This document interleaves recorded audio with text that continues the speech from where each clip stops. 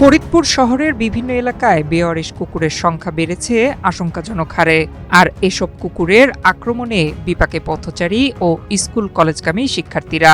কোনো কিছু বুঝে ওঠার আগে বেওয়ারিশ কুকুরের আক্রমণের শিকার হচ্ছেন শহরবাসী। কুকুর বিড়ালের আক্রমণে আক্রান্ত হয়ে সরকারি হাসপাতালগুলোতে সেবা নিতে এসে বিড়ম্বনার শিকার হচ্ছেন রোগীরা। দীর্ঘ 1 মাসেরও অধিক সময় ধরে সরকারি হাসপাতালগুলোতে অ্যান্টি র্যাবিস ভ্যাকসিন সরবরাহ না থাকায় পাচ্ছেন না কোনো সেবা। আর তাই জলাতঙ্ক রোগ থেকে রেহাই পেতে নিজ অর্থেই ফার্মেসি থেকে ভ্যাকসিন কিনছেন রোগীরা। সরকারি সেবা থেকে বঞ্চিত হওয়ায় ক্ষুব্ধ রোগীরা। স্যান্ডেলিনা সো, রূপচর্চায় আভিজাত্য। কুকুরে কামড় দিছে, ফরিদপুর জেনারেল হসপিটালে আসলাম ভ্যাকসিন দেওয়ার জন্য, এসে দেখি যে ভ্যাকসিন নাই এখানে। তোরা বলছে দীর্ঘদিনই ভ্যাকসিন সাপ্লাই নাই। তো এখন আমাদের নিজ দায়িত্বে বাড়ির থেকে ভ্যাকসিন কিনে নেয়, এখন আমরা ভ্যাকসিন পুশ করতেছি। তো সরকারি হাসপাতালে যদি এমন ব্যবস্থাপনা থাকে তাহলে সাধারণ জনগণ কোথায় যাবে? এখানে আসছি, আমাকে বিড়ালে আচর দিচ্ছিল, তাই ভ্যাকসিন দিতে আসছিলাম। আমি এসে দেখি যে ভ্যাকসিন সাপ্লাই নাই। এখন আমরা নিজের থেকে কিনে আনতে হচ্ছে, এনে আমাদের ভ্যাকসিন নিতে হচ্ছে। এই কারণে মনে করেন যে 4 জনে মিলে একটা ভ্যাকসিন নিতে হচ্ছে নিজেদের টাকা দিয়ে।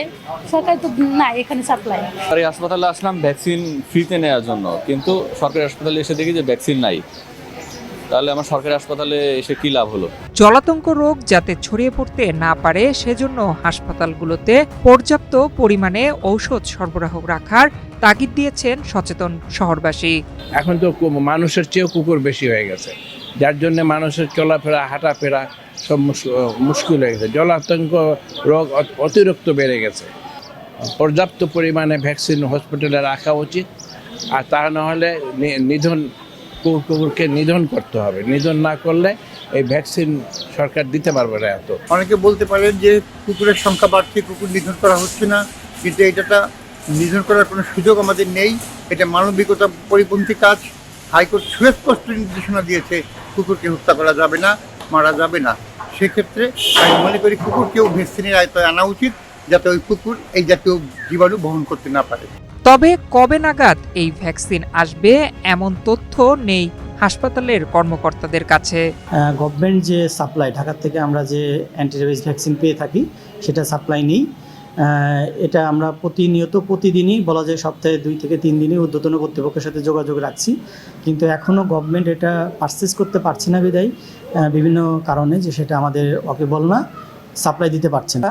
গতকালও যোগাযোগ করেছি, ওনারা আসলে এক প্রকার বলা যায় ঢাকা থেকে যে বিরক্তি প্রকাশই করতেছেন যে ওনারাই আমাদেরকে জানাবেন কতদিন লাগবে। তবে আমাদের যেটা আশ্বাস দিয়েছেন, আমার মনে হয় 15 দিনের আগে কখনোই হয়তো এটা পাওয়া সম্ভব হবে না।